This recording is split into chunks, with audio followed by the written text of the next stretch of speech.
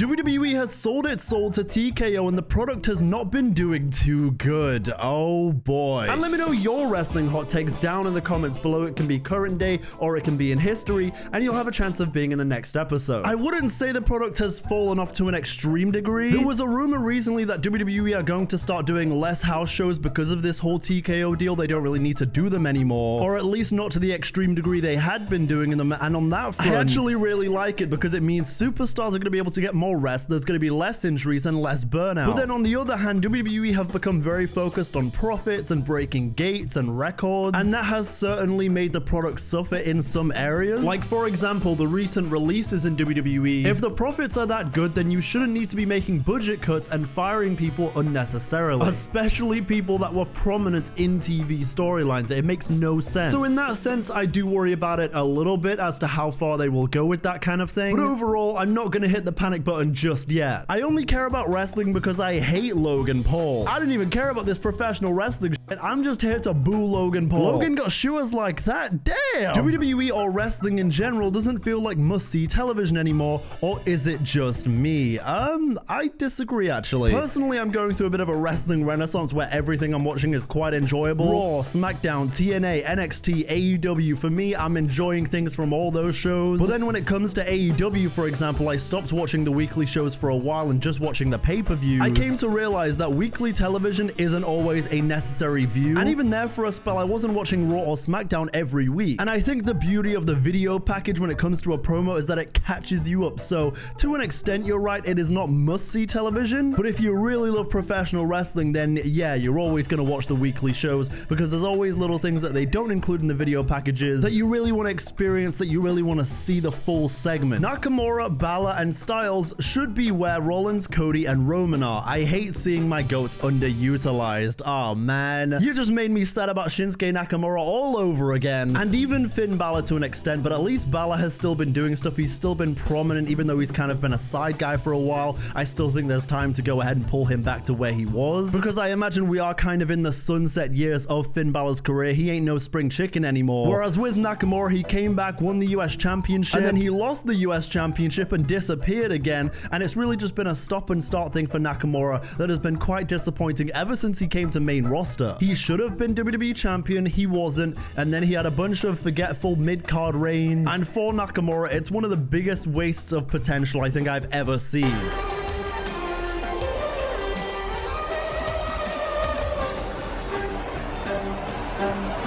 As for AJ Styles, I think he's doing just fine. You know, he's the phenomenal one. He'll be okay. 2018 to 2019, WWE wasn't really bad to me. It had its moments. For example, my goat Becky Lynch over there. She was on a hell of a run during that time. I enjoyed that. I think one of the most underrated parts about 2017, 2018, 2019 was the Survivor Series build. You look at things like Fantasy Warfare in 2016. You look at the Under Siege build with Shane McMahon. You look at the NXT involvement when they had the NXT champions fighting at Survivor Series. You had the Keith Lee and Roman Reigns interaction. The biggest problem around 2018, 2019 though is that it wasn't consistent, and when it was bad, boy was it really bad. But Rollins and Ambrose are outnumbered even with chairs and equalizers. Pete Kurt Angle versus Chad Gable in a 60-minute Iron Man match is something I'd love to have seen in an alternate universe. Good golly, Miss Molly. Wow. Oh my goodness, that match would have been peak. It would have been more than 5. It may have been 100 stars. It is such a shame that people like Kurt Angle and Shawn Michaels couldn't do those little dream matches that we wanted them to. There's another downside. We were speaking about 2019. You had Kurt Angle in his final WrestleMania match against Baron Corbin when AJ Styles was right there. Shawn Michaels came back for one more match. It's that stinker in Saudi Arabia.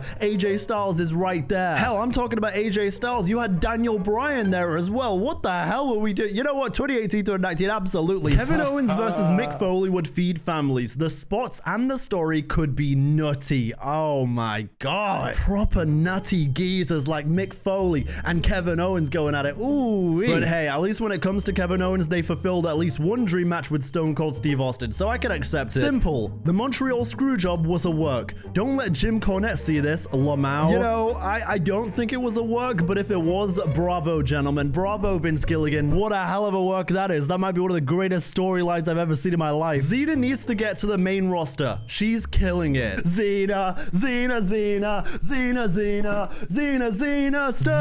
bloody Sterling. If you guys ain't been tuned into LFG, oh my lord. First of all, tap in. Did you guys see Xena on NXT this week? I said, mama. AEW is better off without a women's division. The way Tony Khan has booked and treated them, they're like an afterthought. Better to have no women's division at all than a half-baked one. I disagree. While the treatment of the AEW women's division has certainly been inconsistent, I feel like you have so many talented women, like just to name a few. Chris Statlander, Willow Nightingale, Mercedes Moné, Jamie Hayter, and someone I've become a fan of recently, Harley Cameron, is absolutely hilarious and terrific. Anna Jay, and who can forget Timeless Tony Storm, darling. The women's division in AEW on their day is arguably the best in the world. It's just all about actually being treated like they should be treated, which therein lies the problem. But perhaps controversially so, I'd much rather have a half-baked women's division than no women's wrestling on AEW at all. El Grande Americano should win a championship this year. I mean, he's already the Speed champion, right? I don't watch WWE Speed personally, but I'm pretty sure he is. Or at least maybe he was. I don't know. Either way, I'd love to see him win an actual title, an actual main roster championship. By the way, you can get 15% off Fire Wrestling merch on Blacksmith Apparel with the discount code DDJ15. They have a ton of unique wrestling merch from the likes of Will Ospreay and Kurt Angle. From jackets to jerseys, t-shirts, and more, use DDJ15 for 15% off today. Every person who's jumped from AEW to WWE other than Cody has been doing worse or just as good as they were in AEW. If they were booked like they are in WWE now, but in AEW,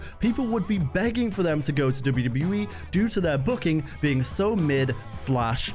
I'm actually going to disagree with that to an extent, because I think you look at Ricky Saints, Ethan Page, Jade Cargill. If you really want to be pedantic, you could go ahead and say Jade Cargill hasn't held the title like she did with the TBS championship in WWE, but realistically, it's only a matter of time. And I still think even compared to when she was the TBS champion, she's still been treated as a bigger star in WWE. Ricky Saints won the North American Championship damn near straight away. It's definitely better than he was in AEW. Ethan Page has absolutely been treated better. He was the NXT World Champion straight away. Plus, his character work and the general treatment of Ethan Page has been better. When it comes to Brian Pillman Jr. or Lexus King, and when it comes to Shawn Spears, I'd argue that they're damn near the same as they were in AEW, if not slightly better. Shawn Spears was doing really good at the start of AEW, and he had that whole thing with Cody, and he was doing stuff, and then it kind of fell off, and he's kind of like here in NXT. And in terms of Lexus King, again, it's kind of like he's kind of the same.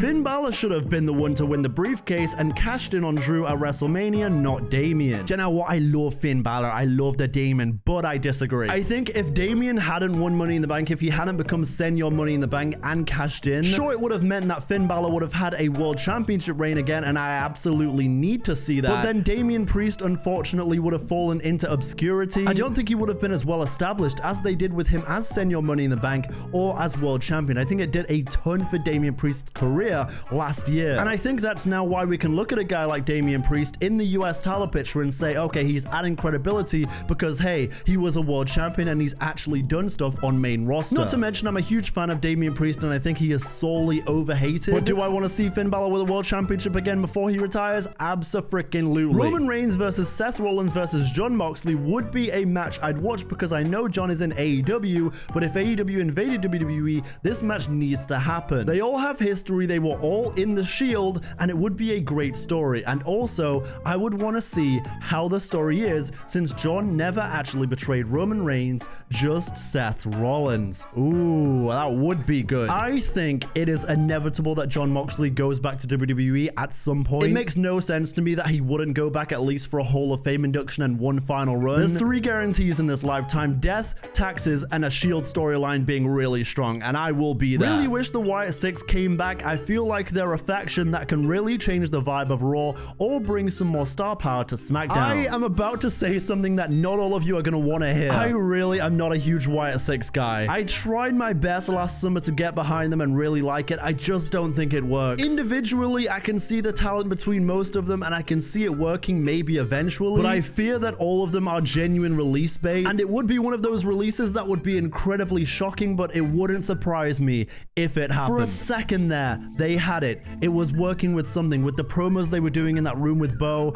it was working, but I just don't see it working going forward, and it's a shame to say. AEW will always have better quality matches than WWE. I am a WWE main. So I did see Will Ospreay recently talking about this in an interview. He was saying all these things about how AEW has the best wrestlers in the world, the better matches, the better quality. He was saying he doesn't even watch WWE. He was trying to say there were no good matches at WrestleMania. I'll be honest with you, Will, I'm not biting on that bait. It's one of those things where he knew full well people would bite on that, and they did. Both AEW and WWE have some incredible quality matches week to week, pay-per-view to pay-per-view. Both companies have bangers, both companies have stinkers. It's just the way it is. I wouldn't necessarily say either is better than the other when it comes to match quality, because like I said, week to week it changes. The Miz is the greatest of all time on the mic, even better than names like John Cena and The Rock. Oh wow, we got another Miz fan over here. I'm a Miz guy as well, actually, so respect. Javon Evans is this era's Paul London. I've got an entire scenario in my head right now where Triple H is walking backstage, everyone is either side of him, he's walking to his limo, the limo's about to explode, and what do you know, Javon Evans is smiling. Uh-oh. Congratulations, Javon, you laughed at me before I died in my limo,